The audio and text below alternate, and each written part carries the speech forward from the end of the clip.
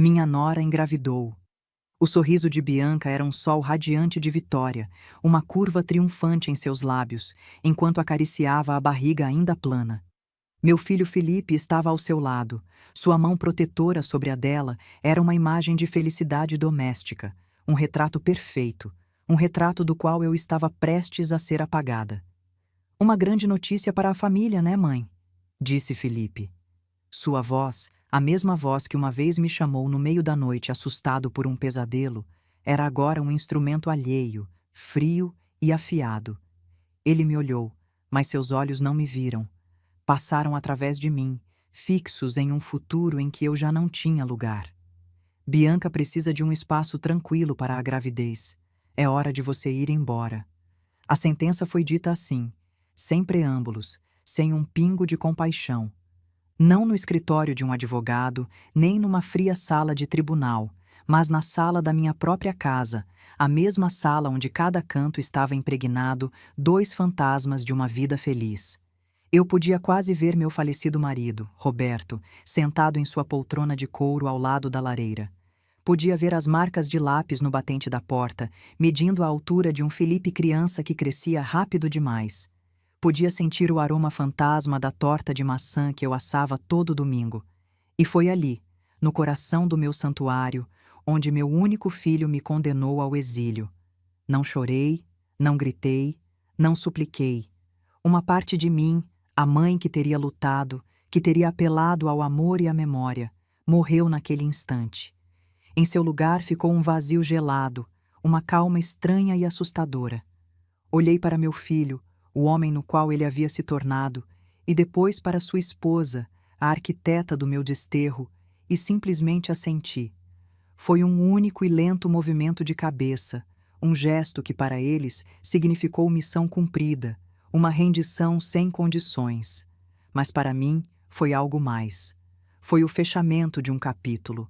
Foi o reconhecimento de que o amor que eu havia dado incondicionalmente não só não havia sido correspondido, mas havia sido usado como uma arma contra mim.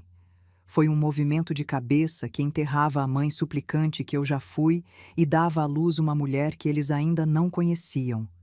É em momentos como este, quando o amor se transforma em uma sentença e sua própria casa em uma cela de exílio, que você se confronta com a verdade mais crua da natureza humana. Mas antes de continuar, não esqueça de se inscrever no canal e deixe um comentário nos dizendo de onde você está nos assistindo. Adoramos saber até onde nossas histórias chegam. Enquanto eles trocavam um olhar de alívio, acreditando que a batalha havia sido vencida com facilidade, minha mente se transformou em um turbilhão silencioso. O choque inicial deu lugar a uma clareza cortante. Vi o padrão, a estratégia que havia se desenvolvido diante dos meus olhos cegos durante os últimos 3 meses. Isso não era uma decisão repentina impulsionada pela notícia da gravidez. Isso era o cheque-mate de uma partida que Bianca havia estado jogando desde o momento em que cruzou minha porta.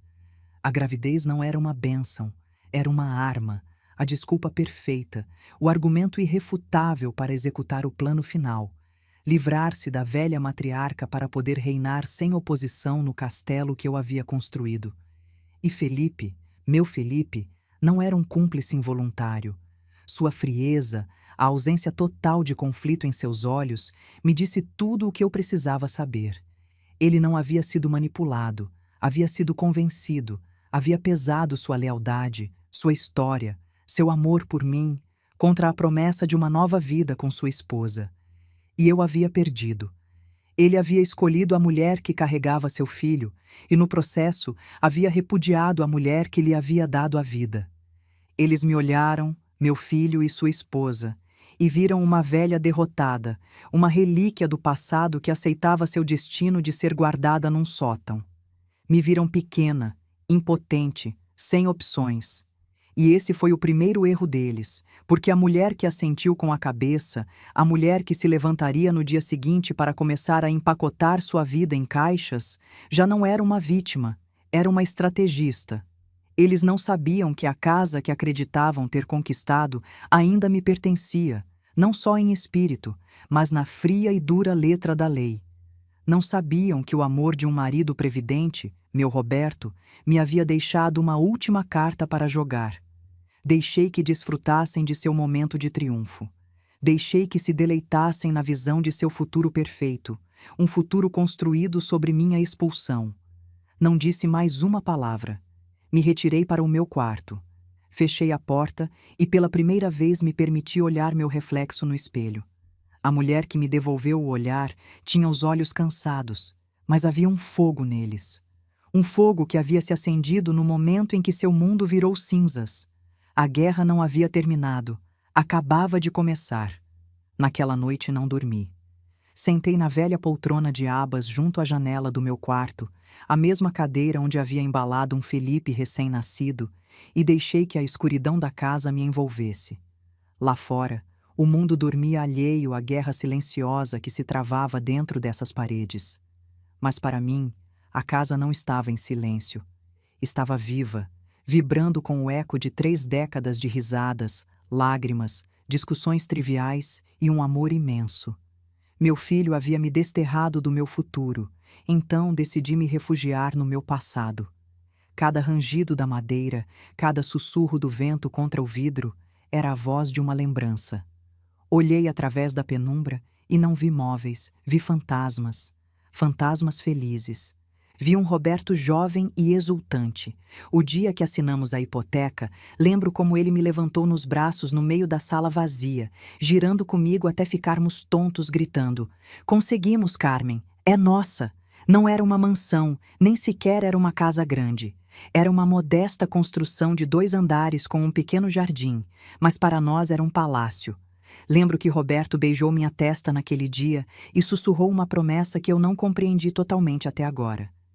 Esta casa vai ser nossa fortaleza, Carmen, nosso refúgio. Nunca vamos deixar que nada nem ninguém tire isso de nós. Suas palavras ecoavam agora com um peso profético.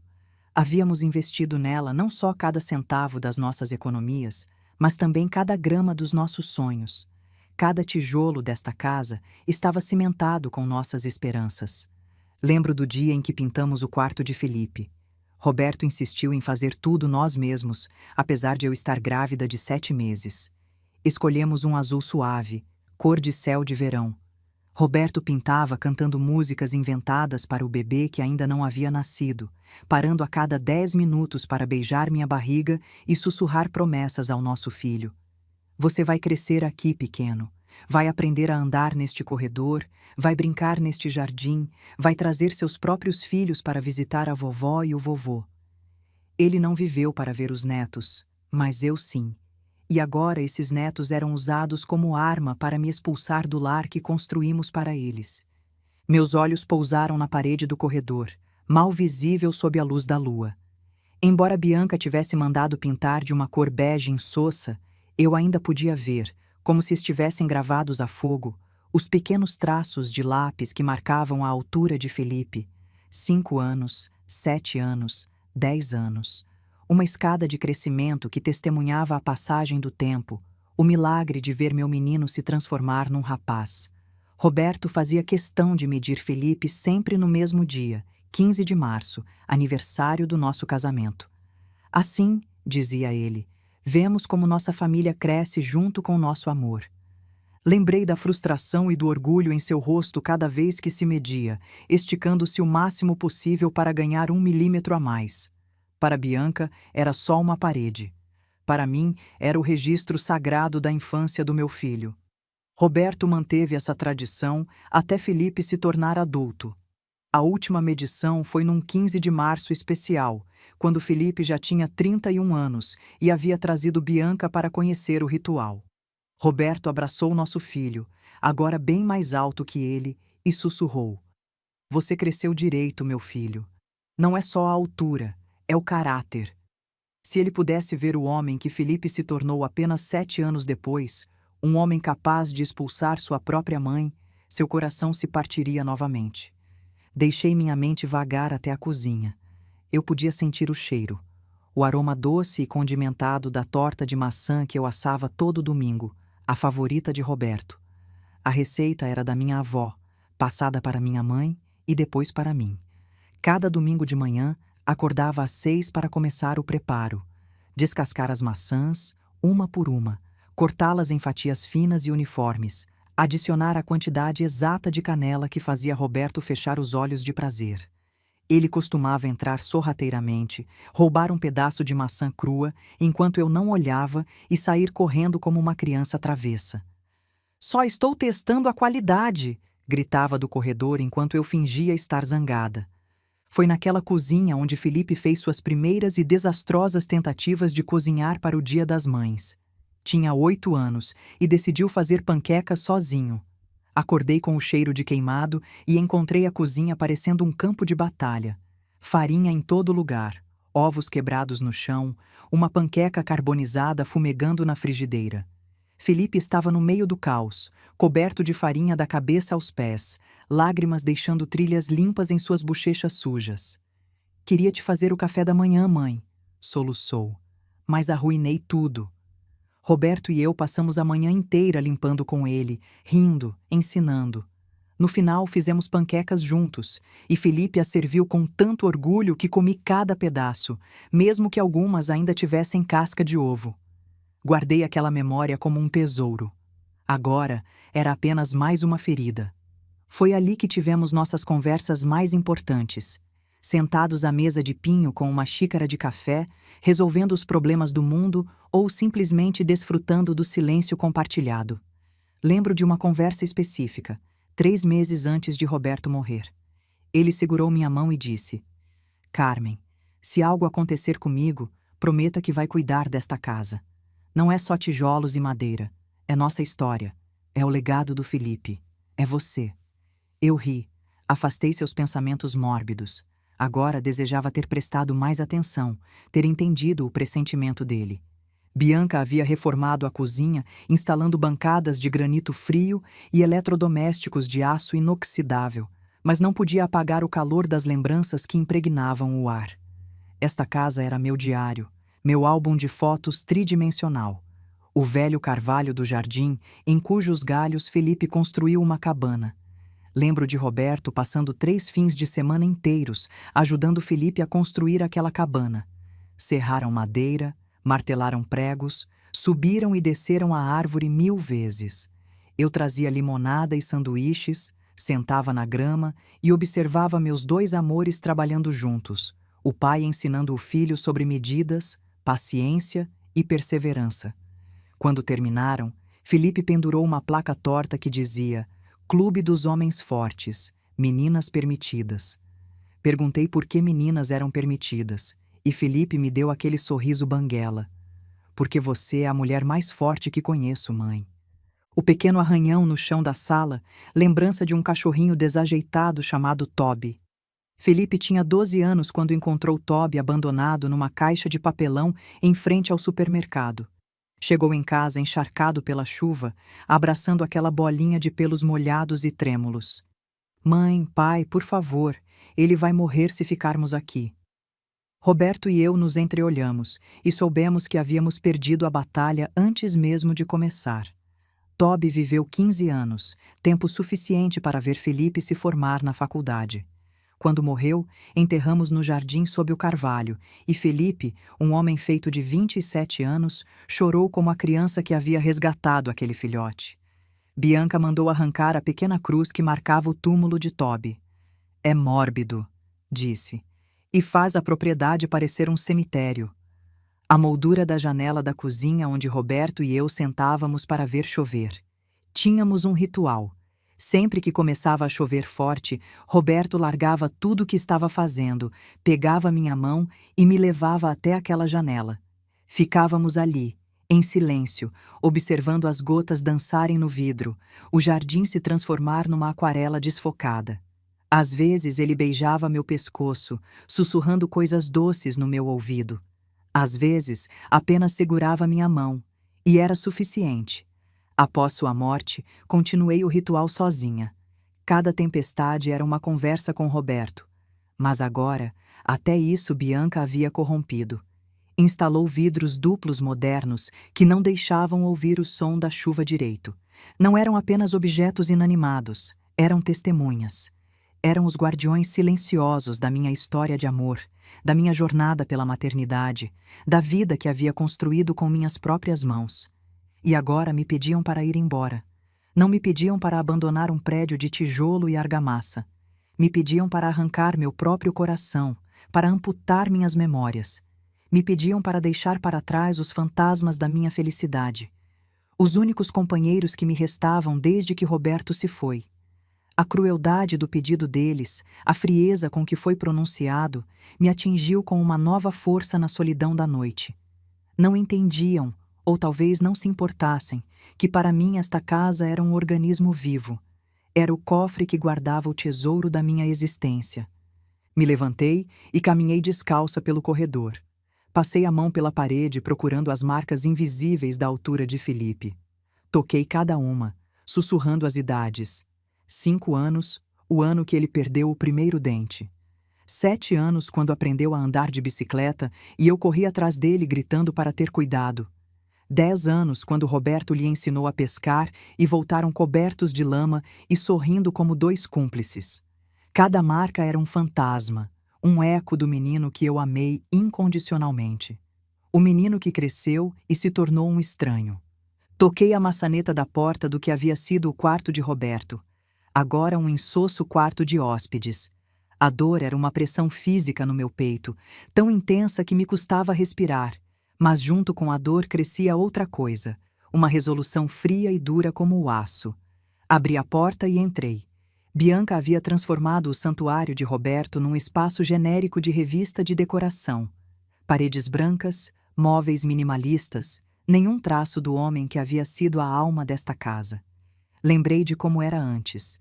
A escrivaninha de mogno onde Roberto trabalhava nas finanças da família, sempre meticuloso, sempre previdente. A estante cheia de seus livros de história, sua paixão. A foto de nós 3 na praia, Roberto carregando um Felipe de 5 anos nos ombros, todos rindo, congelados num momento de felicidade pura. Bianca doou os livros para a biblioteca municipal sem me consultar. Estavam juntando poeira, disse quando protestei. A escrivaninha foi vendida num site de antiguidades. Precisávamos do espaço. A foto, aquela foto preciosa, foi substituída por uma impressão sem alma de uma paisagem genérica. Encontrei nossa foto familiar jogada numa caixa no porão, o vidro rachado. Foi quando soube que Bianca não estava apenas remodelando, estava apagando. Apagando Roberto, apagando nossa história, preparando o terreno para me apagar também. Eles viam esta casa como uma propriedade, um ativo imobiliário que lhes pertencia por direito. Viam os fantasmas do meu passado como um estorvo, como poeira que deveria ser varrida para dar lugar à sua nova vida. Não entendiam que os fantasmas às vezes se recusam a ser despejados. E a dona desta casa, a mulher que havia convidado esses fantasmas para ficarem, não ia entregar seu santuário sem lutar. A batalha não era pela posse de um imóvel, era pela alma do meu lar. E essa era uma batalha que eu não estava disposta a perder. Minha sentença de exílio não foi uma tempestade repentina, foi a culminação de um cerco de 3 meses, uma guerra de desgaste psicológico orquestrada por Bianca desde o momento em que colocou os pés na minha casa. Sua estratégia não foi a de um ataque frontal, mas sim de uma infiltração venenosa projetada para corroer meu lugar no meu próprio lar, para me fazer sentir como uma estranha, uma intrusa, cujos costumes e lembranças eram uma ofensa à sua nova e moderna sensibilidade. Tudo começou com pequenas críticas, comentários lançados ao ar com um sorriso doce que mal ocultava o ferrão. "Ah, Carmen, esse vaso não é meio antiquado?", dizia enquanto retirava da prateleira uma peça de cerâmica que Roberto e eu havíamos comprado no nosso 20º aniversário. Era um vaso artesanal português, feito por um ceramista em Óbidos durante nossa única viagem à Europa. Roberto havia negociado em português truncado, rindo dos próprios erros, e pagamos mais do que devíamos porque o artesão nos contou que estava fazendo para sua filha que se casaria. Aquele vaso representava não só uma viagem, mas a generosidade de Roberto, nossa aventura compartilhada. Para Bianca era apenas um objeto velho. Acho que um estilo mais minimalista ficaria melhor nesta sala. No começo tentei ser compreensiva. Ela era jovem, tinha suas próprias ideias. Era natural que quisesse deixar sua marca no que agora também era seu lar. Essa foi minha primeira ingenuidade, confundir território com lar. Cedi, permitindo que substituísse minhas cortinas floridas por persianas cinzas e austeras. Aquelas cortinas tinham sido costuradas por minha mãe como presente de inauguração da casa. Cada ponto era um ato de amor, cada flor bordada uma bênção. Bianca as doou para uma loja de segunda mão, e descobri quando fui lá por acaso, e as vi penduradas na vitrine com uma etiqueta de R$ 10. Permiti que guardasse minhas velhas fotos de família em caixas para pendurar arte abstrata sem alma no lugar delas. Não era qualquer arte abstrata, eram telas caras que Bianca comprava em galerias usando o cartão de crédito adicional que Felipe me pediu para fazer para ela. Para emergências, disse ele. Aparentemente, decoração moderna era uma emergência. As fotos que foram relegadas ao porão incluíam o retrato de casamento dos meus pais, a foto da formatura de Felipe que Roberto mandou ampliar e emoldurar, a imagem de Roberto segurando Felipe recém-nascido no hospital, olhos marejados de lágrimas de alegria. Cada concessão que eu fazia, pensando que era um gesto de boa vontade, ela interpretava como uma vitória, uma rendição do meu território. Logo, as críticas ao meu gosto se transformaram em um ataque direto às minhas lembranças. Os objetos que eu prezava, os fantasmas felizes que habitavam minha casa, para ela eram simplesmente entulhos. Mas o verdadeiro horror, o momento em que deveria ter acordado, mas ainda estava cega pela esperança de que as coisas melhorariam, veio numa tarde de quinta-feira. Um dia cheguei em casa e encontrei uma caixa de papelão na calçada junto às lixeiras. Tinha estado visitando minha amiga Clara no hospital, ela estava se recuperando de uma cirurgia. Quando o táxi virou na minha rua, vi a caixa. Algo dentro de mim gelou. Paguei o motorista com mãos trêmulas e me aproximei. Dentro, quebrada e suja, estava a velha cadeira de balanço de Roberto, a cadeira onde ele me lia o jornal em voz alta toda manhã, a cadeira onde ele embalava Felipe quando tinha cólicas de bebê, a cadeira onde ele se sentava na varanda para ver o pôr do sol, onde eu o encontrei pela última vez antes do infarto. A cadeira estava quebrada deliberadamente, as pernas arrancadas, o encosto rachado. Não era desgaste do tempo.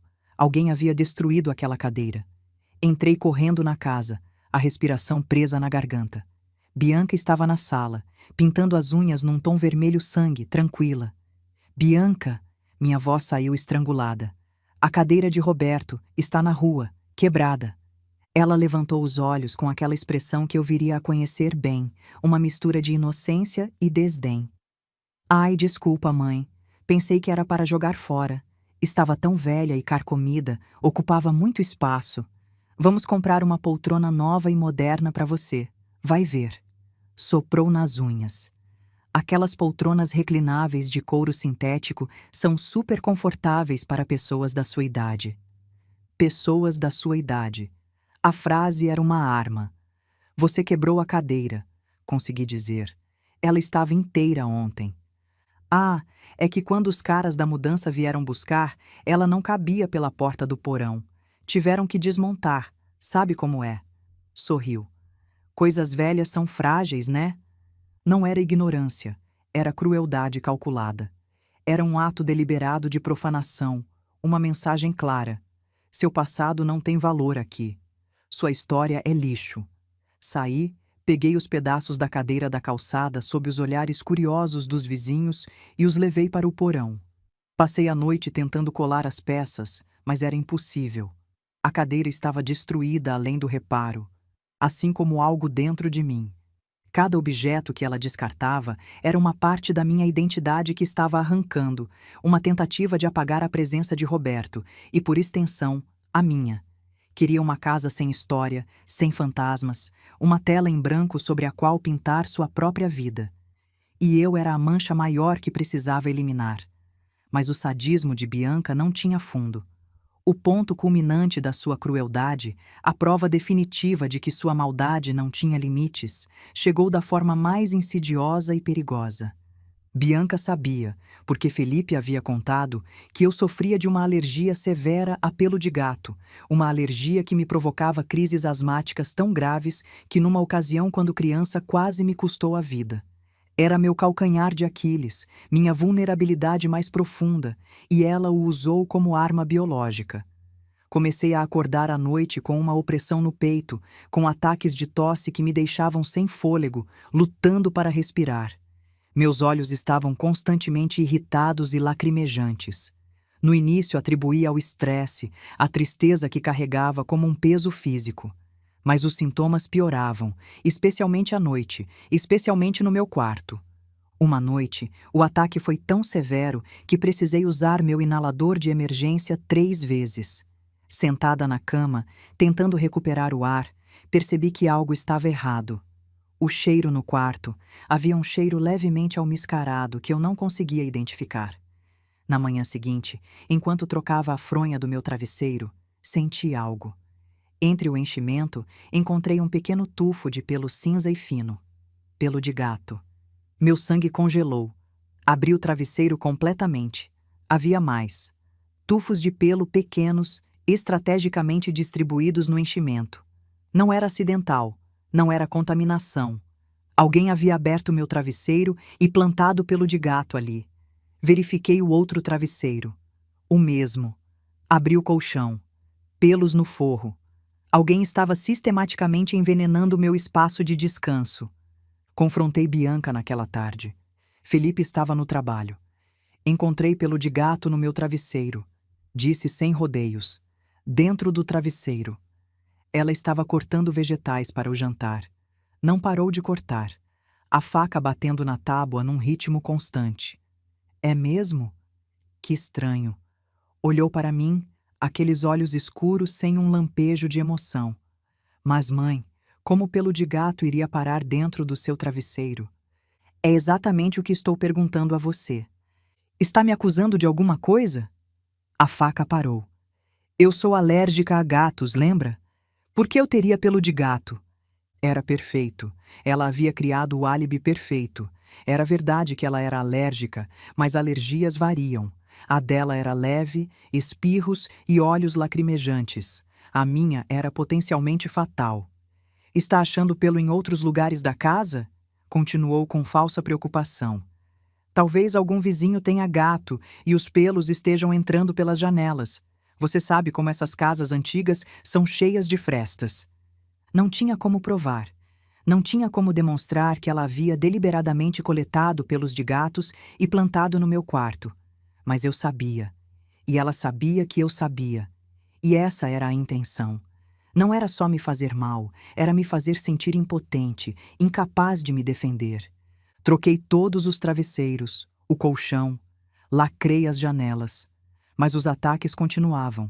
Encontrei pelos nos meus cobertores, na gaveta das minhas roupas íntimas, no meu roupão, dentro dos meus sapatos. Era uma campanha de terror, invisível para todos exceto para mim. Cada noite se tornava uma loteria russa respiratória. Acordava sufocando, buscando o inalador no escuro, enquanto ouvia Bianca e Felipe rirem baixinho no quarto ao lado, vivendo sua vida perfeita enquanto eu lutava para não morrer asfixiada. Alguém, e só podia ter sido ela, havia estado introduzindo pelo de gato em tudo que eu tocava. Um ato de sabotagem silencioso, invisível e quase impossível de provar. Ela não estava tentando simplesmente me fazer sentir desconfortável, estava atacando minha saúde, transformando meu próprio lugar de descanso numa câmara de tortura alérgica, esperando talvez que uma crise mais forte me levasse ao hospital. Ou talvez, numa fantasia mais sombria dela, que eu não acordasse de uma dessas crises noturnas, longe do caminho dela para sempre. Naquela noite, enquanto lutava para respirar com a ajuda do meu inalador, sentada no chão do banheiro porque era o único lugar onde conseguia respirar minimamente melhor, compreendi tudo. Bianca não só me odiava, estava ativamente tentando me apagar, e, se necessário, estava disposta a me matar lentamente. Sua alergia não era à poeira ou aos objetos velhos. Sua alergia era à minha existência. Cada comentário, cada objeto descartado, cada tufo de pelo de gato era um passo a mais no plano dela para me erradicar. Primeiro em espírito e depois, se fosse necessário, em corpo. Ela queria a casa, sim, mas a queria vazia, vazia de mim. Se a crueldade de Bianca era uma adaga afiada que buscava meu coração, a atitude de Felipe era o veneno que cobria sua lâmina. A dor mais profunda, a ferida que supurava na solidão das minhas noites de insônia, não provinha dos ataques da minha nora, mas do silêncio cúmplice do meu próprio filho. Cada objeto que ela descartava, cada palavra depreciativa que pronunciava, cada ataque de asma que eu sofria, ocorria sob seu teto, diante de seus olhos. E ele não fez nada. Felipe, meu Felipe, o menino que uma vez me trazia flores silvestres do campo e me prometia que sempre cuidaria de mim, havia se tornado um estranho. Pior que um estranho, um colaborador ativo na minha destruição. O amor, ou o que ele acreditava ser amor, o havia tornado cego, surdo e mudo. Cego à malícia de sua esposa, surdo às minhas súplicas silenciosas e mudo diante da injustiça que se cometia contra sua própria mãe. No começo, tentei falar com ele. Buscava momentos em que estávamos sozinhos, momentos que Bianca não pudesse contaminar com sua presença. Falava com ele calmamente, com a voz da mãe que lhe havia ensinado a distinguir o bem do mal, tentando não soar como uma reclamação, mas como uma preocupação. Minha primeira tentativa foi uma semana depois que a cadeira de Roberto foi destruída. Felipe, querido, disse um dia depois que ela acidentalmente doou para a caridade uma caixa inteira com os discos de vinil do seu pai. Roberto tinha uma coleção que começou na adolescência, vinis que ele tratava como tesouros. Beatles originais, Pink Floyd, Caetano Veloso, Chico Buarque. Alguns valiam centenas de reais, mas o valor monetário era irrelevante. Era a memória de Roberto colocando um disco, baixando a agulha com cuidado reverente, fechando os olhos para ouvir. Ele costumava pegar Felipe no colo e dançar pela sala, cantando desafinado. Entendo que Bianca queira fazer mudanças, mas há coisas que têm valor sentimental para mim, para nós. Ele nem sequer levantou os olhos do jornal. Sua resposta foi um gesto de fastio, um encolher de ombros que me doeu mais que um grito. Mãe, por favor, são só coisas. Não podemos viver presos ao passado. Bianca só está tentando fazer desta casa um lar para nós. Você deveria apoiá-la, não criar obstáculos.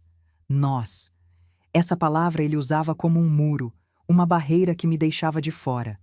Já não havia um você e eu, mãe. Agora era um nós do qual eu não fazia parte. Um nós que era ele e Bianca contra mim. Tentei outra vez na semana seguinte, quando Bianca doou sem me consultar toda a louça fina que tinha sido da minha avó. Porcelana alemã de antes da guerra, cada xícara pintada à mão. Minha avó as trouxe quando imigrou, embrulhadas em seus poucos vestidos, atravessando o oceano com o pouco que podia carregar. Eram mais que louça, eram sobrevivência, eram herança, eram as raízes da nossa família. Bianca as trocou por um jogo moderno da toque e estoque. Felipe, a louça da vovó. Comecei de novo. Mãe, ele suspirou com aquela paciência forçada que se usa com crianças tolas. A louça estava lascada, era perigoso usar. Bianca estava preocupada com a segurança. Não estava lascada, eu cuidava delas como... Como você cuida de tudo aqui, interrompeu. Esse é o problema, mãe. Você transforma tudo em relíquia sagrada. São apenas pratos. Apenas pratos. Apenas fotos. Apenas discos. Apenas uma cadeira. Cada objeto reduzido a nada, como se a vida que Roberto e eu construímos fosse apenas lixo acumulado. Quando falei dos meus ataques de alergia, das minhas suspeitas sobre o pelo de gato, sua reação foi ainda pior. Foi a condescendência, o tom que você usa com alguém que está perdendo a sanidade. Pelo de gato, mãe? Sério? Disse quase rindo. Estávamos na cozinha, ele estava preparando café. Continuou mexendo o açúcar sem me olhar. Bianca é alérgica a gatos, você sabe. Você está estressada, só isso. Talvez esteja imaginando coisas. Na sua idade, às vezes, a mente prega peças. Na minha idade. Outra arma. Ele estava me catalogando como uma velha, uma mulher cuja percepção da realidade já não era confiável. Senil. Paranoica. Estava usando minha idade para invalidar meu sofrimento. E o mais cruel de tudo era que estava repetindo, quase palavra por palavra, a narrativa que Bianca havia estado sussurrando no ouvido dele durante meses.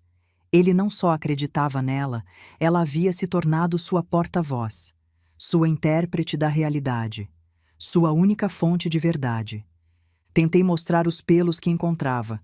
Guardei alguns em um saquinho plástico. Olha, Felipe, encontrei isso dentro do meu travesseiro. Ele mal olhou. Mãe, pelos brancos? Podem ser de qualquer coisa. Talvez você esteja trocando menos a roupa de cama ultimamente. Vou pedir para Bianca te ajudar com a limpeza. Era inútil. Cada evidência era reinterpretada.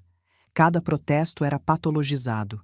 Eu estava me tornando a louca da casa, a velha rabugenta que não aceitava mudanças, que via conspirações onde só havia renovação. Mas foi a defesa dele do ato mais cruel que finalmente destruiu qualquer ilusão que eu ainda mantinha. O momento que partiu meu coração em 1000 pedaços irreparáveis foi quando ele defendeu o incêndio das cartas. Um dia, ao voltar para casa depois de uma consulta médica, onde o doutor aumentou minha medicação para asma, vi Bianca no jardim de pé, junto a uma pequena fogueira. O cheiro de papel velho queimando atingiu minhas narinas antes mesmo de eu entender o que estava vendo. Estava queimando algo. Algo importante. Ao me aproximar, reconheci. Eram as cartas.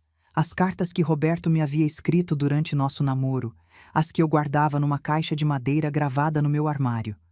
Corri até ela, mas já era tarde demais. A caixa estava vazia a seus pés, e os últimos fragmentos da caligrafia do meu marido se transformavam em cinzas que subiam como almas para o céu cinzento.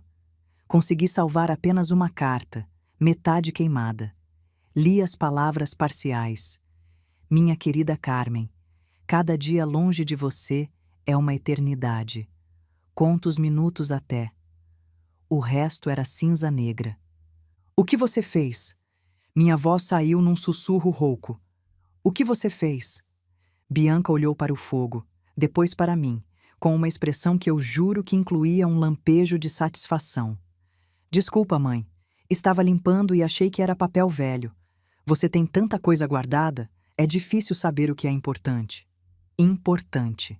43 cartas de amor escritas ao longo de 2 anos de namoro. Roberto era militar e ficava destacado por meses. Me escrevia 2 vezes por semana, sem falta. Cada carta era um pedaço dele, suas esperanças, seus medos, seus sonhos para nosso futuro. Eu as lia quando ele morreu, uma por uma, chorando e sorrindo ao mesmo tempo, sentindo sua presença nas palavras. E agora eram cinzas. Naquela noite, quando Felipe chegou do trabalho, eu estava sentada na sala em silêncio, com o coração em frangalhos, segurando a meia carta salva como um náufrago segura um pedaço de madeira flutuante. Não gritei, não chorei, simplesmente contei o que havia acontecido com uma voz morta, vazia. Esperava, numa última e tola fagulha de esperança, ver uma reação, um lampejo do filho que eu lembrava, do menino que chorou por 2 semanas quando o peixinho dourado morreu. Em vez disso, vi seu rosto endurecer. Ele se aproximou de Bianca, que estava ao seu lado fingindo arrependimento com maestria digna de uma atriz premiada, mãos entrelaçadas, olhos baixos, lábio inferior tremendo ligeiramente. Ele a abraçou, protetoramente, como se ela fosse a vítima. Bianca já me explicou tudo, disse. Sua voz dirigida a mim, mas seus olhos fixos nela, tranquilizadores. Foi um acidente. Ela estava limpando o sótão e pensou que era uma caixa de papéis velhos para queimar. Ela se sente péssima. Já pediu desculpas. O que mais você quer? O que eu quero? Quero que você veja a verdade. Quero que você defenda sua mãe. Quero que você seja o homem que seu pai o criou para ser. Não estava no sótão, Felipe, disse calmamente. Estava no meu armário, no meu quarto. Ela teve que procurar. Mãe, você está vendo malícia onde não há. Bianca estava tentando ajudar.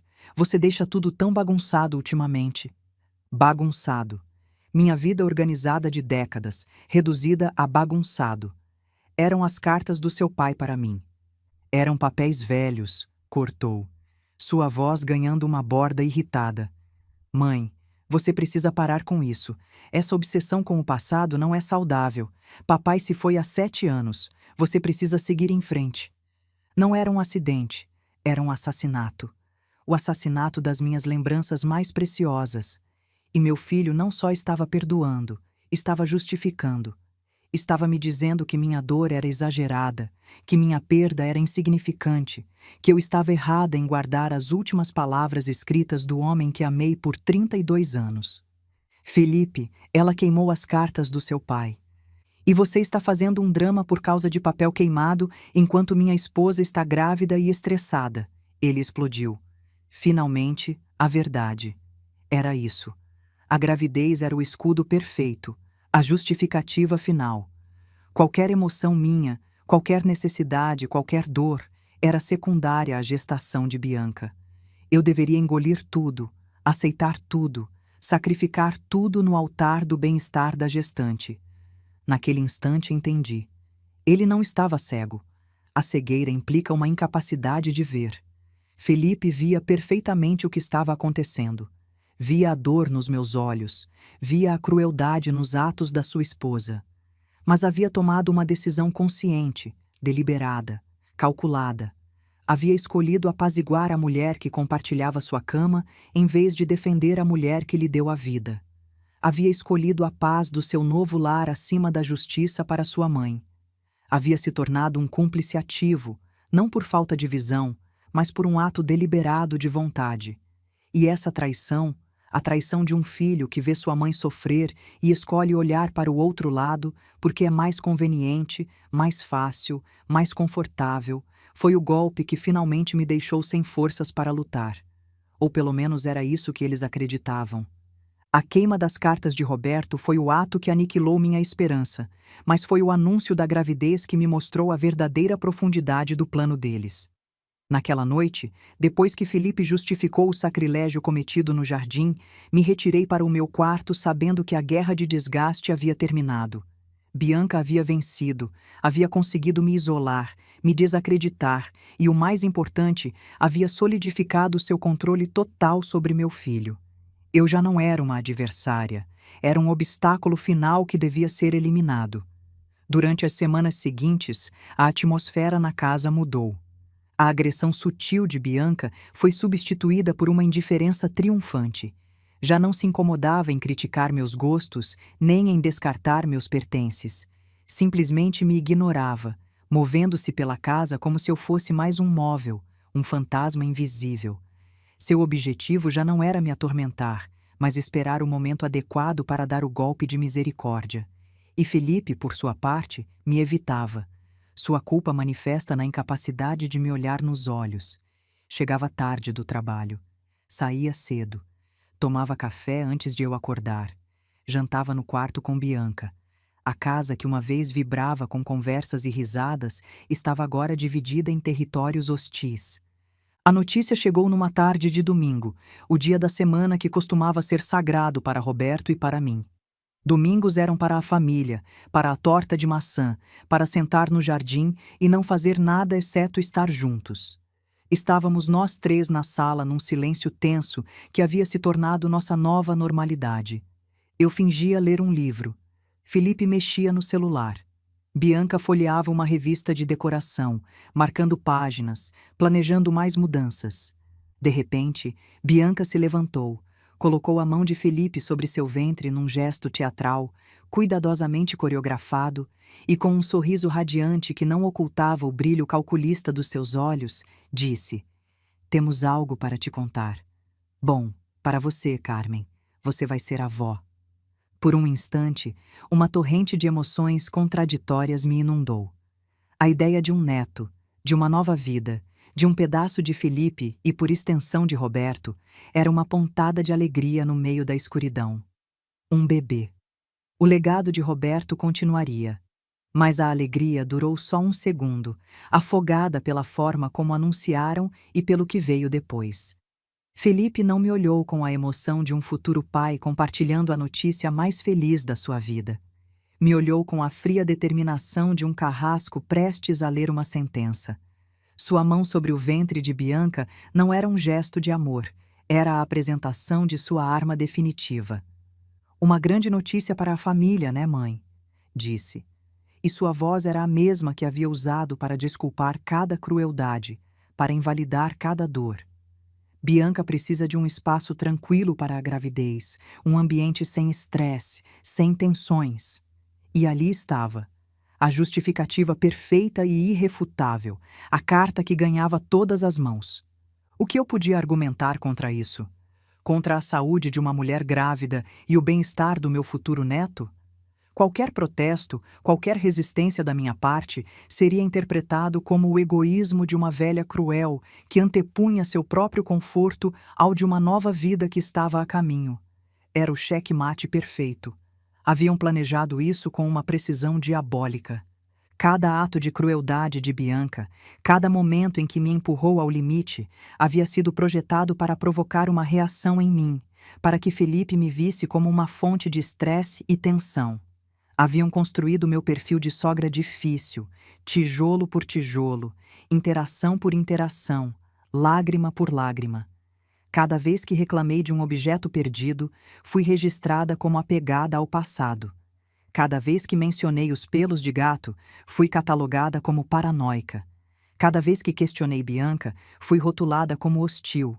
E agora apresentavam a solução lógica para um problema que eles mesmos haviam criado, cultivado e documentado meticulosamente. "É hora de você ir embora", pronunciou Felipe. E dessa vez as palavras não me surpreenderam. Eram a conclusão inevitável, o resultado de uma equação cuidadosamente calculada. Mas foi a forma como disse, a ausência total de vacilação, de conflito, de dor, que me revelou seu verdadeiro pensamento. Este não era um filho dividido entre o amor pela mãe e pela esposa. Este era um homem que havia feito sua escolha há muito tempo e estava apenas esperando a desculpa certa para executá-la. Eles não me viam simplesmente me mudando para um apartamento menor. Nas mentes deles já haviam me designado um destino. Um asilo de idosos, um lugar onde as velhas problemáticas são armazenadas, fora da vista e da mente, um lugar onde eu deixaria de ser responsabilidade deles e eles poderiam tomar posse total e absoluta da casa, da sua herança, da vida que acreditavam merecer. Não se preocupavam para onde eu iria, nem como viveria. Não perguntaram se eu tinha dinheiro para alugar algo. Não ofereceram ajuda para procurar um lugar. Sua única preocupação era me tirar da vista deles, eliminar o último lembrete vivo do passado para poderem construir seu futuro sobre suas cinzas. Naquele momento, enquanto olhava para meu filho e para a mulher que havia orquestrado minha queda, já não sentia dor. A dor havia sido cauterizada, deixando apenas uma cicatriz dura e fria. O que eu sentia era uma espécie de clareza gelada. Via a ganância deles, o egoísmo, a absoluta falta de empatia, e percebi que não estavam apenas tentando me expulsar da minha casa, estavam tentando me apagar da minha própria vida. Acreditavam que sem um lugar para onde ir e sem ninguém a quem recorrer, eu simplesmente desapareceria, talvez numa casa de repouso barata, onde passaria meus últimos anos vendo televisão e esperando visitas que nunca viriam. E foi precisamente essa suposição, essa arrogante subestimação, que se tornaria a perdição deles. Felipe cometeu um erro fatal, nascido da arrogância e de uma vida dando as coisas como garantidas. Um erro enraizado na suposição de que ele, como filho único, era o herdeiro indiscutível de tudo o que seus pais haviam construído. E nessa suposição, como em tantas outras coisas, estava enganado. Ele sempre havia acreditado que a casa seria dele. Era uma verdade que havia aceito passivamente durante toda a sua vida, sem nunca questionar, sem nunca ler os documentos, sem nunca entender as sutilezas legais. E de certa forma tinha razão. Roberto, meu marido, havia sido um homem tradicional. Em seu testamento, efetivamente legava a casa da família ao seu único filho, Felipe. Eu mesma estava presente quando nosso advogado, o velho senhor Pereira, redigiu esses termos. Lembro de Roberto me dizendo: é o legado para o nosso rapaz, Carmen, o ninho de onde ele partiu e ao qual sempre poderá voltar. Ele disse isso com os olhos cheios de lágrimas de orgulho, imaginando um futuro onde Felipe criaria seus próprios filhos nesta casa, onde os netos de Roberto brincariam no mesmo jardim onde Felipe brincou. Mas Roberto não era apenas um homem tradicional, era um homem previdente. Amava nosso filho com todo o coração, mas não era cego aos seus defeitos.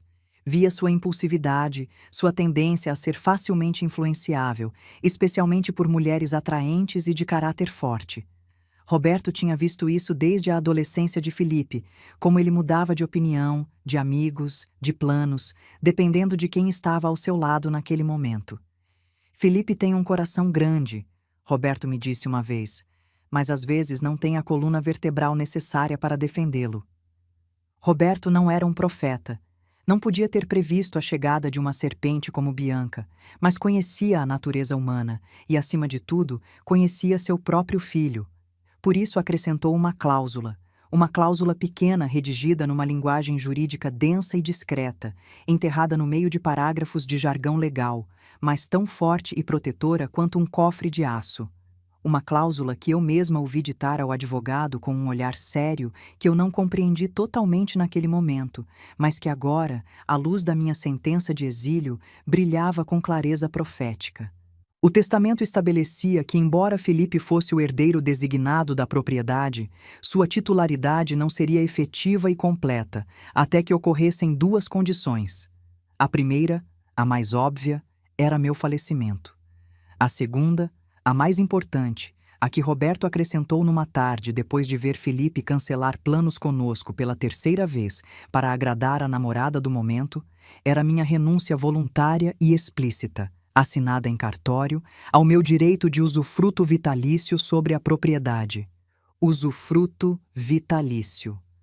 Duas palavras que Felipe provavelmente havia ignorado na única vez que leu o testamento superficialmente, apressadamente, sentado no escritório do advogado após o enterro de Roberto, mais preocupado em terminar logo a leitura do que em entender suas implicações.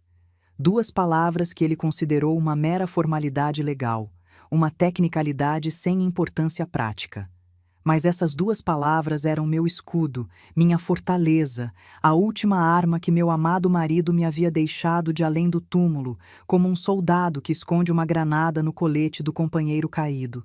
Significavam que legalmente esta casa era minha, não como proprietária no sentido de poder vendê-la livremente, mas sim como a única pessoa com direito de viver nela, de usá-la e de desfrutá-la pelo resto da minha vida natural. Ninguém, nem mesmo o herdeiro legal, podia me expulsar. Ninguém podia me obrigar a sair. Ninguém podia me despejar. A casa era meu santuário, protegido pela lei e pelo amor previdente de um homem que havia querido garantir que sua esposa sempre tivesse um teto sobre sua cabeça, acontecesse o que acontecesse, inclusive se o filho se tornasse um ingrato.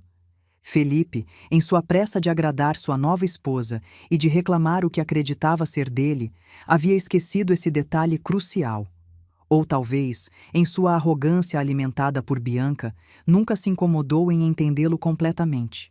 Para ele, a casa já era dele na mente dele, na fantasia dele, na promessa dele para Bianca. E minha presença era a de uma inquilina cujo contrato havia expirado, uma hóspede indesejada que havia superado sua utilidade. Enquanto eu me sentava no meu quarto, na noite da minha sentença de exílio, a lembrança dessa cláusula brilhou na minha mente como um farol cortando a névoa densa. A dor da traição ainda estava lá, uma âncora pesada afundando no meu coração, mas já não me sentia impotente, já não era uma vítima à mercê dos caprichos deles. Eu tinha o poder, tinha a lei do meu lado, tinha Roberto ainda me protegendo de além do túmulo. Poderia ter descido naquele mesmo instante, ter jogado o testamento na cara deles e ter desfrutado da expressão de horror nos rostos deles ao perceberem seu erro monumental. Poderia ter reclamado meu direito, tê-los humilhado publicamente, tê-los expulsado da minha casa naquela mesma noite. Poderia ter ligado para a polícia, pedido uma ordem de despejo, feito um escândalo. Mas a mulher que havia sido ferida tão profundamente já não buscava uma vitória barulhenta e vazia. Queria algo mais. Queria justiça. Mas uma justiça poética. Uma justiça que não só lhes ensinasse uma lição sobre a lei, mas sobre crueldade, arrogância, ganância e as consequências de subestimar uma mulher que você julgou derrotada. Eles haviam me dado uma ordem. É hora de você ir embora. E eu ia obedecer, mas sairia nos meus próprios termos, no meu próprio cronograma, e levaria a casa comigo. Não de forma literal, mas da única maneira que importava para eles. Ia ativar a segunda parte da cláusula de Roberto, a renúncia voluntária. Mas não ia assiná-la para meu filho. Ia assiná-la para outra pessoa. Alguém que Bianca e Felipe nunca esperariam. Um novo plano começou a se formar na minha mente. Um plano audacioso e terrível em sua simplicidade. Eles acreditavam que eu não tinha para onde ir, que estava sozinha, sem recursos, sem opções, e tecnicamente tinham razão. Então eu criaria um novo lugar, uma nova vida. Eles acreditavam que haviam tirado minha casa, que haviam vencido, mas estavam enganados. Minha casa não eram as paredes que Bianca havia pintado de bege insosso, eram as lembranças, a dignidade, o espírito de Roberto que ainda respirava em cada canto. E isso era algo que eu estava prestes a levar comigo, para bem longe deles, onde suas mãos gananciosas nunca poderiam alcançar. Na manhã seguinte acordei com uma sensação que não havia experimentado em meses. Um propósito. A dor ainda estava lá. Um nó surdo no peito que apertava cada vez que respirava, mas já não me paralisava. Havia se transformado em combustível, em energia pura. Enquanto Felipe e Bianca tomavam café na cozinha, suas risadas e murmúrios flutuando pelo corredor como o zumbido de insetos venenosos, eu me movia pelo meu quarto com uma eficiência silenciosa. Não estava empacotando para me mudar para um asilo, estava preparando minha libertação.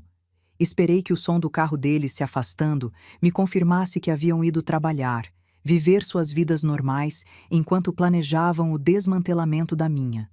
Ouvi o motor ligar, as portas baterem, o carro se afastar pela rua. Esperei mais 5 minutos, para ter certeza. Então, me movi. Assim que a casa ficou em silêncio, verdadeiramente silêncio, sem o veneno de Bianca contaminando o ar, sentei na minha cama, peguei o telefone e disquei um número que não havia precisado há muito tempo, mas que meu coração conhecia de cor. Não liguei para um advogado. Um advogado teria complicado as coisas. Teria iniciado uma batalha legal longa e feia que só teria servido para prolongar a agonia, para manter Bianca e Felipe na minha vida, na minha órbita, puxando e empurrando em tribunais durante meses ou anos. Não, eu não queria uma guerra de desgaste. Queria uma execução limpa, rápida, cirúrgica e surpreendente. Liguei para Marcelo. Marcelo não era apenas um amigo. Era o irmão que meu marido nunca teve. Haviam crescido juntos no mesmo bairro, haviam sido padrinhos nos respectivos casamentos e haviam compartilhado cada triunfo e cada fracasso das suas vidas. Quando Roberto morreu, Marcelo chorou tanto quanto eu. Foi Marcelo quem segurou Felipe quando ele desabou no enterro. Foi Marcelo quem organizou o velório quando eu não conseguia nem falar. Desde que Roberto morreu, Marcelo havia respeitado meu luto, mantendo-se a uma distância prudente, mas sempre me fazendo saber através de ligações ocasionais, de cartões em datas importantes, que estava ali se eu precisasse. Era a única pessoa no mundo em quem eu confiava cegamente, o único que entenderia a santidade da casa e a dor da minha situação sem necessidade de longas explicações. O único que não me julgaria pelo que eu estava prestes a fazer. Atendeu no segundo toque. Carmen, que alegria ouvir você. Está tudo bem? Sua voz calorosa e familiar foi como um bálsamo, como mergulhar em água quente depois de horas no frio. Por um instante senti a tentação de desabar, de contar toda a sórdida história de crueldade e traição, de chorar nos seus ouvidos sobre o filho que perdi, sobre as cartas queimadas, sobre os pelos de gato, sobre cada pequena morte que havia sofrido nos últimos 3 meses. Mas me contive. Não era o momento para a autopiedade. Era o momento para a ação. Estou bem, Marcelo, disse, e me surpreendi com a firmeza da minha própria voz. Era tranquila, quase glacial, a voz de uma mulher que havia tomado uma decisão e não voltaria atrás. Te ligo por uma questão de negócios. Na verdade, houve uma pausa do outro lado da linha. Podia quase ouvir sua confusão. Negócios? Você? Carmen, do que está falando? Sim, continuei sem rodeios, sem suavizar, sem preparar o terreno, cada palavra saindo como uma sentença. Quero vender a casa. O silêncio que se seguiu foi tão profundo que pude ouvir a batida do meu próprio coração, o tic-tac do relógio de Roberto na mesa de cabeceira, o sussurro do vento na janela. Vender? Ele finalmente perguntou, sua voz tingida de incredulidade. Vender a casa do Roberto? A casa onde vocês... A mesma, confirmei, cortando antes que ele pudesse listar todas as memórias, todas as razões pelas quais isso parecia impensável. E quero vendê-la para você, Marcelo. Sei o que este lugar significava para você também. Sei que Roberto gostaria que fosse você. Sei que você vai cuidar dela, vai respeitá-la da maneira que ela merece. Ouvi sua respiração do outro lado, pesada, processando. Mas Carmen, e o Felipe? Pensei que a casa era para ele. Roberto sempre disse. Os planos mudaram, disse. Minha voz sem um traço de emoção, sem uma rachadura na fachada. Preciso começar uma nova vida, Marcelo. E para isso preciso liquidez. Preciso liberdade. Preciso sair. Vou vender para você por um preço bem abaixo do mercado. Um preço de amigo. Um preço que Roberto aprovaria. A única condição é que tem que ser rápido e em dinheiro vivo. Preciso fechar o negócio hoje mesmo. Hoje, Marcelo. Marcelo era um homem de negócios astuto, um empresário que havia construído uma fortuna em importação, mas também era um homem de coração, um homem que havia amado Roberto como um irmão. Pude sentir sua mente trabalhando, processando não só o que eu estava dizendo, mas o que eu não estava dizendo. O tom da minha voz, a urgência, a frieza. Compreendeu que minha ligação não era uma decisão financeira racional, mas um ato de desespero, de sobrevivência. E homens como Marcelo, homens de honra, não fazem perguntas quando um amigo pede ajuda. Estarei na sua casa em 1 hora com meu advogado e um cheque administrativo, disse finalmente sem fazer mais perguntas, sem exigir explicações, sem julgamento. Prepare os papéis, Carmen. Vou cuidar da sua casa como Roberto cuidaria. Você tem minha palavra. E assim foi. Marcelo chegou exatamente 1 hora depois, seu rosto uma máscara de preocupação e lealdade. Trazia seu advogado, um homem sério de terno cinza que carregava uma pasta de couro. Mostrei o testamento de Roberto, a cláusula do usufruto vitalício.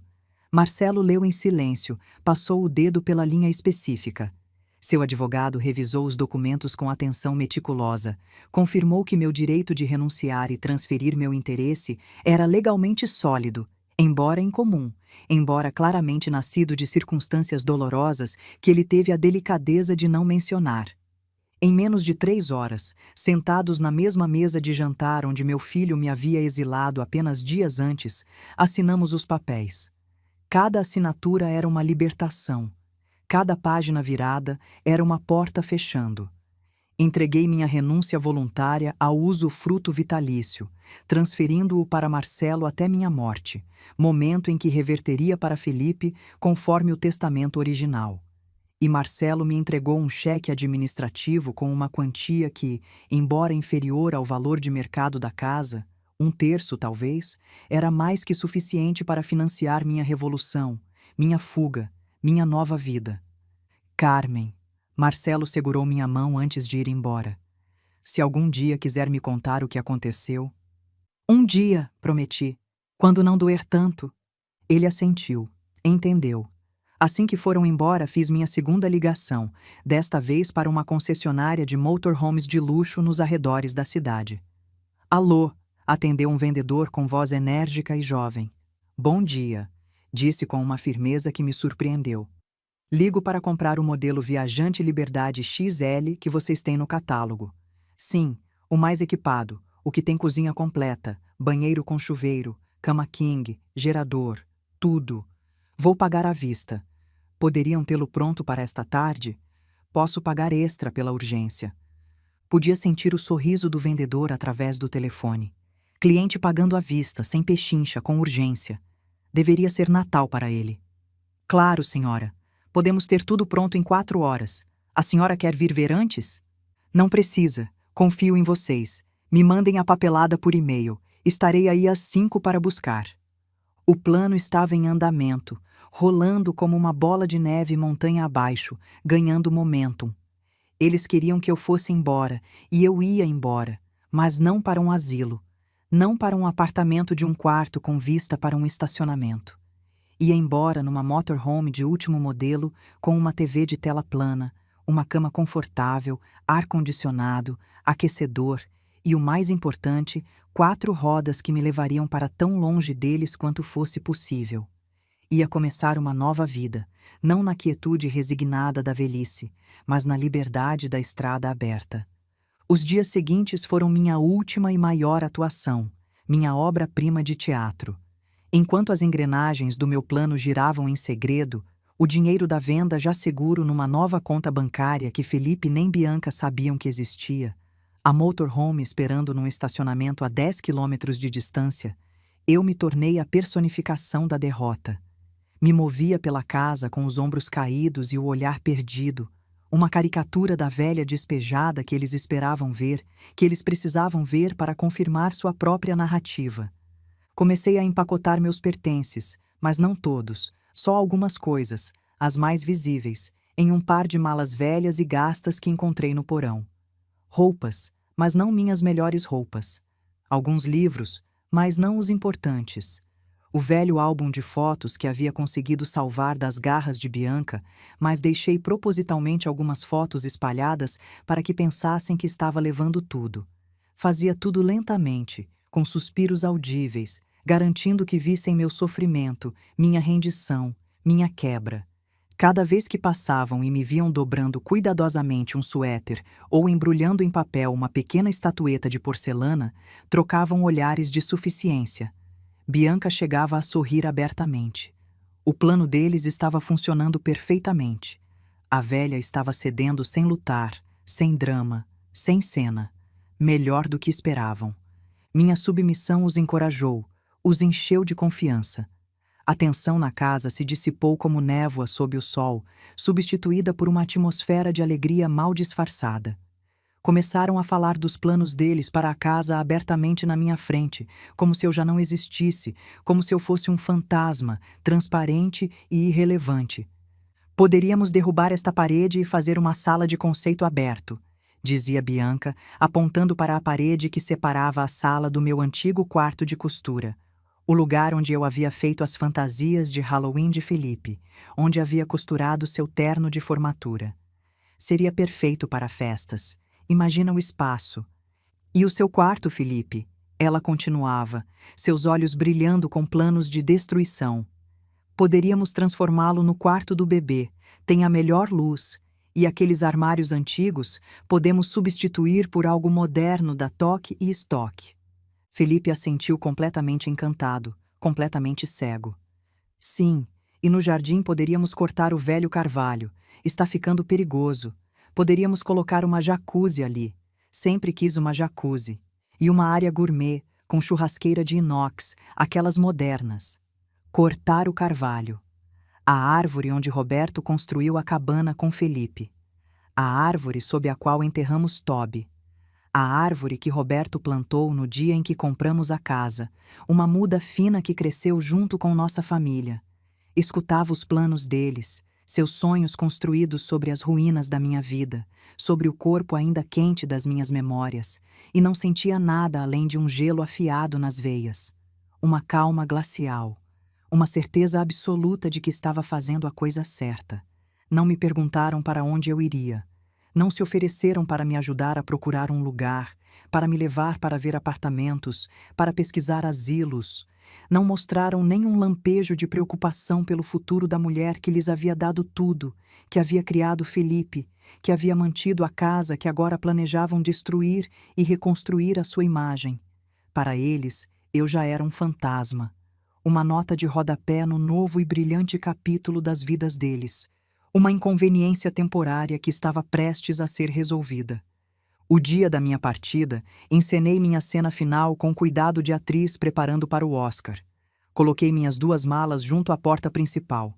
Malas velhas, remendadas, patéticas. Me aproximei deles na sala onde assistiam televisão, algum reality show onde pessoas gritavam umas com as outras, irônico considerando. E com uma voz trêmula que ensaiei durante horas no banheiro disse: "Pronto, já estou pronta. Vou embora. Vou descobrir um lugar." Bianca se levantou e me deu um abraço rápido e falso, sua pele fria contra minha bochecha, seu perfume enjoativamente doce. "Se cuida muito, mãe. Sabemos que é o melhor para todos. Realmente é. Você vai ver. Vai ser feliz. Vai ter sua paz." Cada palavra era uma mentira embrulhada em falsa preocupação. Felipe nem sequer se levantou do sofá, apenas murmurou um "tchau, mãe", sem tirar os olhos da tela. Nem um abraço, nem um olhar, nem uma lágrima, nem uma palavra de gratidão por 38 anos de dedicação. Assim me despediu o filho da minha vida, como se eu fosse uma empregada sendo dispensada. Chamei um táxi, e enquanto o motorista, um senhor gentil de uns 60 anos, me ajudava a carregar as 2 insignificantes malas, dei uma última olhada neles. Estavam de pé na porta, sorrindo, acenando. Bianca até jogou um beijo. Não era uma despedida triste, era uma celebração. Estavam se despedindo do problema deles, do passado deles, do peso morto deles, da consciência deles. O que não sabiam, o que não podiam sequer imaginar em suas fantasias mais selvagens, é que o táxi não me levava para um asilo de idosos, nem para um sombrio apartamento de um quarto em algum bairro esquecido. Me levou diretamente à concessionária de motorhomes. Minha nova casa me esperava brilhante, impecável e pronta para a aventura, um palácio sobre rodas. Naquela mesma tarde, enquanto eu aprendia a operar os controles da minha casa móvel, enquanto o vendedor me explicava pacientemente sobre o sistema de água, o painel solar, o GPS integrado, eles começaram sua própria celebração.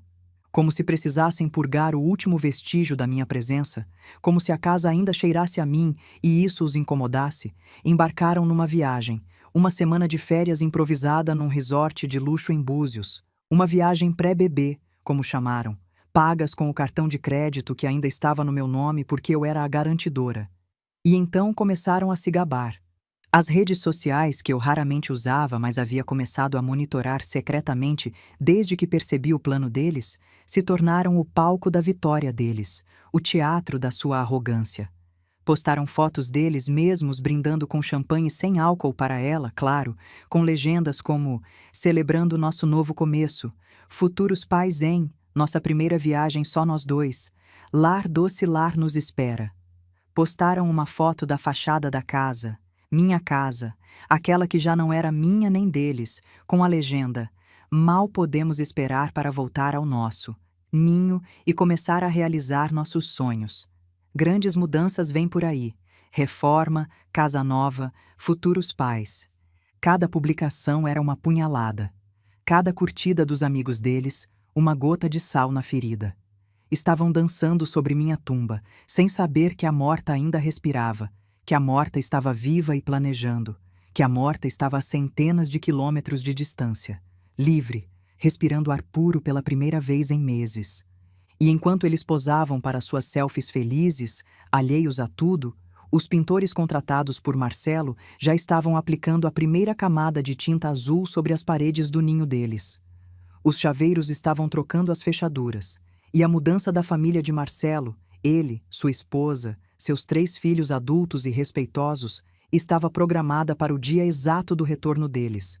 Desfrutaram da semana de glória deles, viveram na bolha de arrogância e egoísmo deles, postaram fotos de café da manhã elaborado, de piscinas com vista para o mar, de jantares românticos, de planos para o futuro. E eu, a centenas de quilômetros de distância, sentada no conforto da minha motorhome estacionada num camping tranquilo, com vista para um lago espelhado onde garças pescavam na luz dourada do entardecer, esperava pacientemente. Sabia que a alegria dos ingratos é por natureza efêmera, construída sobre areia movediça, e a deles estava prestes a terminar da forma mais espetacular, mais humilhante, mais publicamente vergonhosa possível. A semana passou voando, tanto para eles no paraíso artificial do resort de luxo, quanto para mim na minha nova liberdade nômade, aprendendo a dirigir a motorhome, explorando estradas secundárias, descobrindo cidadezinhas onde ninguém me conhecia, onde eu não era a mãe desprezada, apenas Carmen, uma mulher numa jornada. O dia do retorno deles senti uma estranha mistura de nervosismo e uma satisfação fria e escura. Não dirigi até a casa. Não precisava estar lá para presenciar o desfecho, para ver suas caras. Isso seria vingança barata, seria rebaixar-me ao nível deles. Bastava esperar. Estacionei minha motorhome num mirante com vista panorâmica para uma praia ensolarada no sul. Abri todas as janelas para deixar a brisa marinha entrar. Preparei uma xícara do meu chá favorito, Earl Grey, o mesmo que Roberto gostava, e sentei com o telefone na mão esperando a ligação que sabia que chegaria, tão certa quanto o nascer do sol. Chegou às 16h15, horário de Brasília. Bem na hora que eu havia calculado, tempo suficiente para chegarem, verem a casa, tentarem abrir a porta, perceberem que as chaves não funcionavam, verem a nova família através das janelas, entrarem em pânico. O identificador de chamadas mostrava o nome de Bianca. Deixei tocar 3 vezes antes de atender, saboreando cada toque como um gourmet saboreia um vinho raro, deixando o buquê desenvolver. Alô, respondi.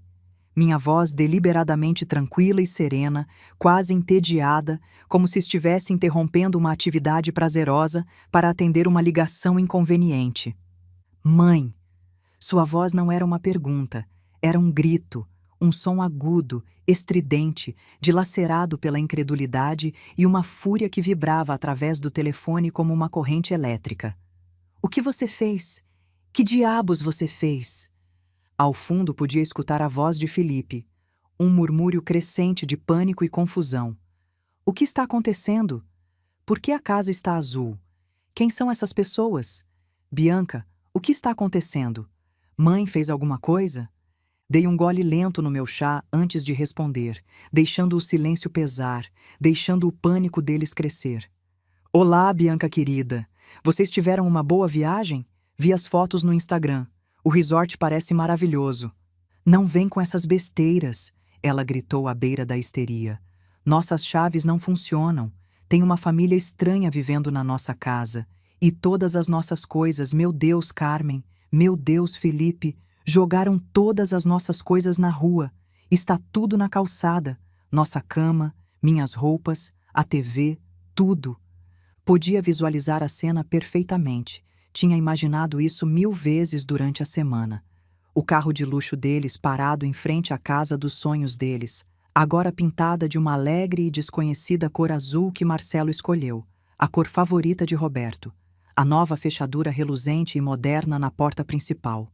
E a montanha dos pertences deles empilhados sem contemplações na calçada, como o lixo de uma mudança bagunçada, a TV de tela plana que eles compraram sem me consultar, as roupas de grife de Bianca, o berço que já haviam comprado presumindo que a casa seria deles, a cama de casal onde haviam planejado minha expulsão, tudo exposto à vista de todos os vizinhos, aqueles mesmos vizinhos que haviam me visto ser humilhada durante meses, um monumento à ganância deles erguido em plena luz do dia. A casa de vocês? Perguntei fingindo uma leve confusão, como se estivesse tentando entender um conceito difícil. Ah, não, querida. Deve haver algum engano. Já não é a casa de vocês. Na verdade, nunca foi, tecnicamente falando. Houve um silêncio do outro lado da linha, um silêncio carregado de uma compreensão que começava a abrir caminho através da raiva dela, através do pânico, através da negação. Do que você está falando? Sussurrou, sua voz perdendo o fio do grito para dar lugar a um tremor de pânico verdadeiro.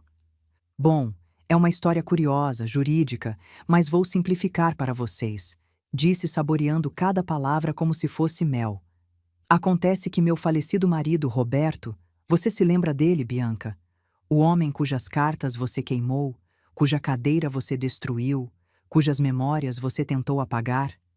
Me deixou o direito de viver nessa casa pelo resto da minha vida. Chama-se usufruto vitalício. Um pequeno detalhe legal que Felipe esqueceu de mencionar para você, ou talvez nunca tenha se dado ao trabalho de ler direito. Legalmente, a casa era minha para viver nela pelo tempo que eu quisesse. E eu, seguindo o gentil conselho do meu filho, decidi que era hora de ir embora, de começar uma nova vida. Mas você não pode vendê-la, balbuciou, sua mente de repente ágil para questões legais quando a afetavam diretamente. O testamento diz que é do Felipe. Tecnicamente você tem razão. Não posso vender a propriedade no sentido tradicional, mas posso, e a lei é muito clara nisso, renunciar ao meu direito vitalício de usufruto, e foi exatamente isso que fiz. Transferi esse direito para um velho amigo da família, um homem encantador, um irmão para Roberto, uma pessoa de verdadeiro caráter. Chama-se Marcelo Silva. Ele é o novo usufrutuário legal até que eu faleça, momento em que, e somente então, a propriedade passará para Felipe, conforme estava previsto no testamento original.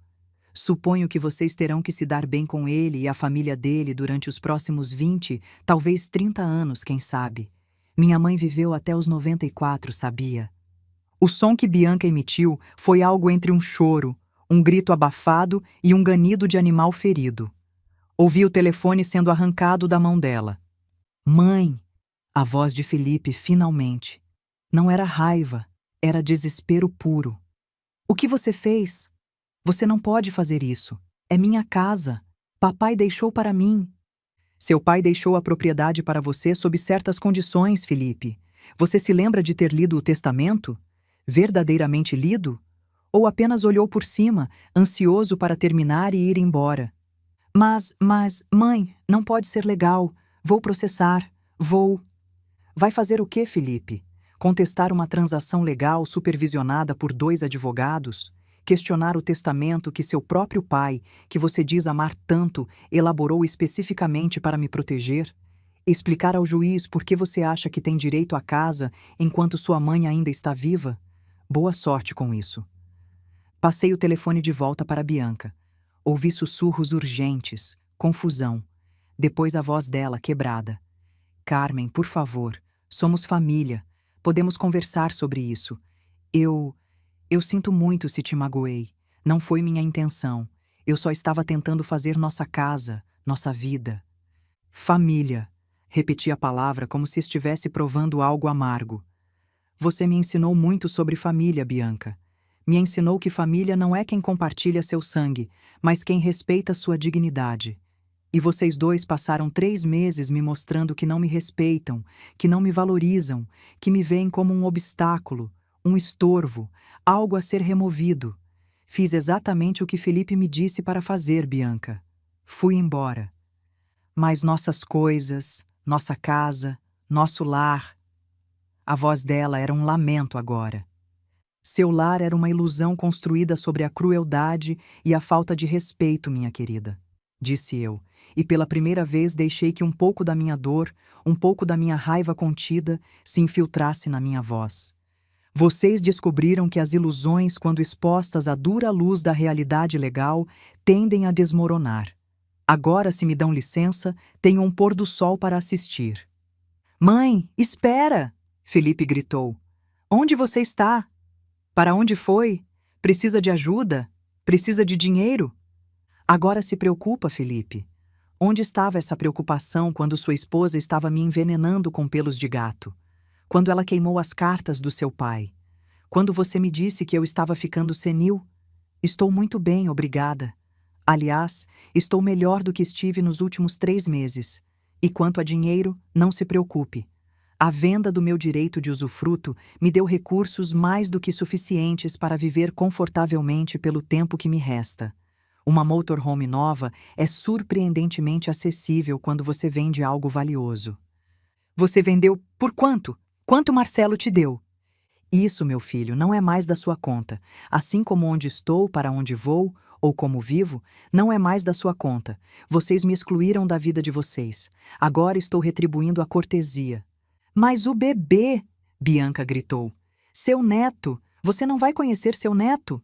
Esse bebê Se é que realmente existe e não foi apenas uma ferramenta de manipulação, terá que crescer aprendendo que ações têm consequências, que crueldade não é recompensada, que expulsar uma avó da própria casa tem um preço.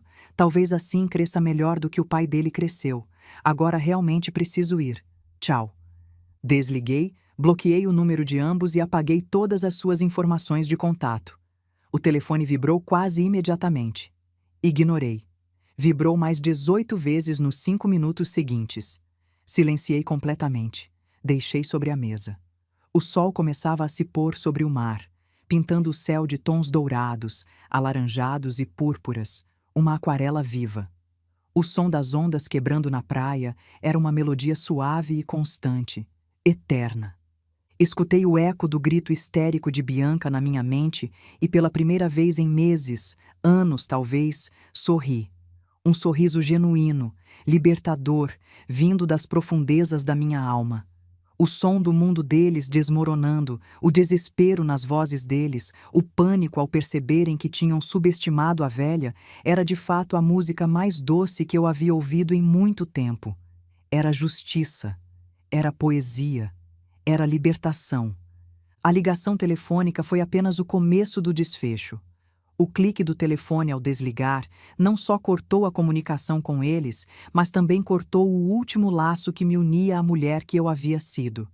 A Carmen que sofria em silêncio, a que chorava por suas memórias profanadas, a que ansiava pelo amor de um filho ingrato, ficou para trás no eco daquele grito de desespero. A mulher que contemplou o pôr do sol sobre o mar naquela tarde era alguém novo, renascida das cinzas da sua própria destruição. Era livre. É claro que soube o que aconteceu depois. Não porque eu quisesse saber, mas porque Marcelo, com uma lealdade que me comoveu até as lágrimas, me manteve informada, enviando mensagens curtas e factuais, sem julgamento, apenas me mantendo no circuito por respeito. Me contou como Felipe e Bianca tiveram que enfrentar a humilhação pública de recolher seus pertences da calçada sob o olhar curioso e abertamente julgador dos vizinhos que Bianca uma vez havia tentado impressionar com suas reformas caras e seu estilo de vida ostensivo. Os mesmos vizinhos que haviam visto a cadeira de Roberto ser jogada no lixo, que haviam visto minhas coisas sendo doadas, que haviam sussurrado entre si sobre a velha sendo expulsa, agora viam os expulsadores sendo expulsos. A ironia não passou despercebida. Dona Sônia, minha vizinha de 20 anos, até ofereceu chá para mim, pensando que eu estava lá. Quando Bianca respondeu com grosseria, Sônia torceu o nariz e voltou para dentro, deixando claro que o karma tinha endereço certo. Me contou que sem um lar para onde voltar e com grande parte do dinheiro deles investido em planos para uma casa que já não era deles, investido em reformas que agora beneficiavam Marcelo, tiveram que alugar às pressas um pequeno e sombrio apartamento de 2 quartos nos arredores da cidade, numa área que Bianca sempre havia desprezado como lugar de pobres. O castelo dos seus sonhos, a mansão que iam remodelar à sua imagem, havia se transformado numa prisão apertada com janelas que não fechavam direito e vizinhos que faziam barulho até tarde. E como era de se esperar, seu amor perfeito, aquele que havia sido forte o suficiente para desterrar uma mãe, para queimar memórias, para conspirar e manipular, revelou-se frágil demais para sobreviver à adversidade. Sem o prêmio gordo da casa para mantê-los unidos, sem o futuro dourado que haviam planejado, as rachaduras na relação deles se transformaram rapidamente em abismos intransponíveis. Marcelo me disse que os novos vizinhos do prédio barato deles reclamavam constantemente dos gritos. As recriminações se tornaram sua nova linguagem, seu único meio de comunicação. Ele a culpava por sua ganância, por tê-lo pressionado a me expulsar, por ter queimado pontes que não podiam ser reconstruídas. Ela o culpava por sua estupidez, por não ter se certificado dos termos legais do testamento do pai dele, por ter subestimado a velha que eles achavam tão fácil de manipular. A notícia da gravidez, aquela arma que uma vez foi definitiva, o argumento irrefutável para minha expulsão, transformou-se num fardo, numa contagem regressiva para uma responsabilidade para a qual já não tinham nem os recursos emocionais, nem a fortaleza mental, nem o amor necessário. Sua grande vitória havia virado cinzas e eles passavam seus dias se revirando nelas, afogando-se na culpa e no ressentimento mútuo, cada um culpando o outro pelo desastre que eles mesmos haviam criado. Haviam plantado ventos de crueldade e agora colhiam a tempestade da miséria. Não senti alegria pela desgraça deles. Gostaria de dizer que sim, que saboreei cada detalhe da queda deles, mas a verdade é mais complicada. Não senti alegria, mas também não senti pena. Simplesmente sentia distância. Sentia indiferença. O drama deles já não era o meu. Era como assistir um filme sobre a vida de estranhos. Interessante, talvez, mas não emocionalmente envolvente. Enquanto eles se consumiam no seu pequeno inferno autoimposto, brigando sobre quem tinha mais culpa, sobre que pedaço minúsculo do apartamento seria o quarto do bebê, sobre como pagariam as contas agora que o banco gratuito chamado mãe estava fechado, eu comecei minha verdadeira jornada. O primeiro mês foi uma revelação, um despertar.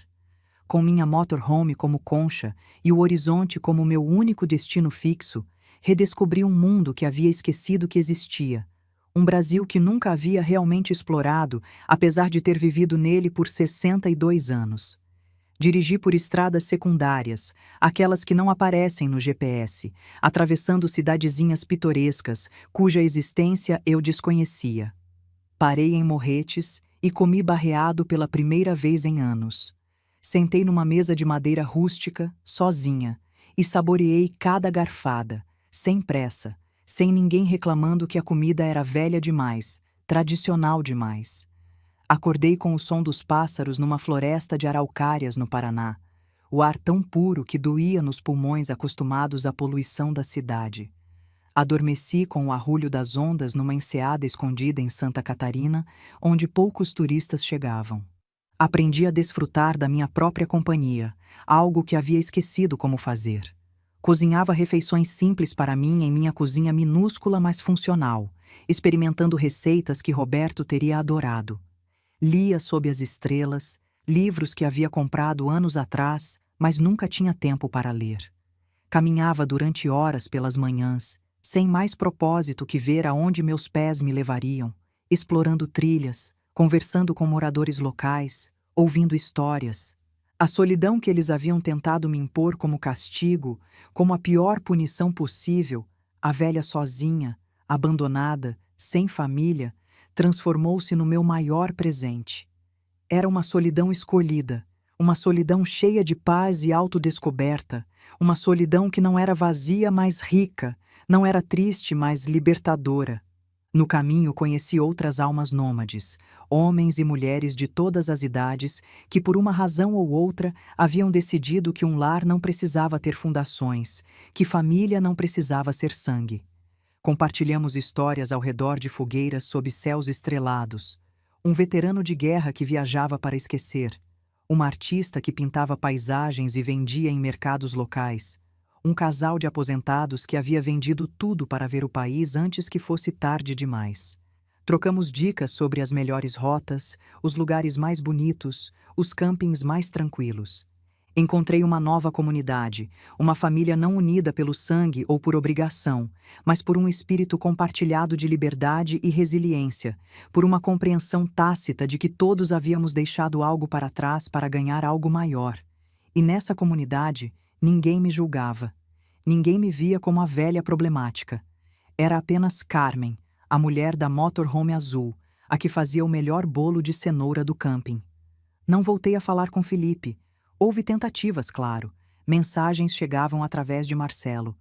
Seu filho quer falar com você. Felipe perguntou se você está bem. Bianca teve o bebê, um menino. Felipe pensou que você gostaria de saber, mas eu não respondi. Não bloqueei completamente.